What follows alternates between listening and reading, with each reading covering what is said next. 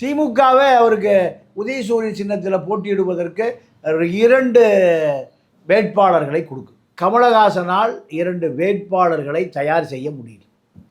ஏன்? 2 பேரை திமுகவில் போய் சேர்ந்து விடுவார்கள். அதனால் 2 சீட்டு வேண்டான்னு பெருந்தன்மையாக என்ன பண்ணிட்டாரு, விட்டார்.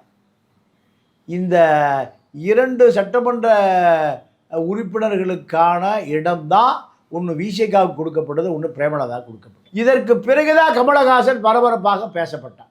திமுக தரப்பு 2 சீட்டு உதயசூரியன் நிலுங்க, கமலஹாசன் விருப்பம் இல்லாமல் வேண்டாம் என்று சொன்ன பிறகு கமலஹாசன் தியாகம் செய்து விட்டார் என்று திமுகவும், கட்சிக்காரர்கள் கமலஹாசனை துரோகம் செய்து விட்டார்கள் என்று அவர்களும் சமூக வலைதளத்தில் கிழித்து நாராக தொங்கவிட்ட பிறகுதான் இந்த கமலஹாசன் பேசுபொருளாக மாறியிருக்கார்.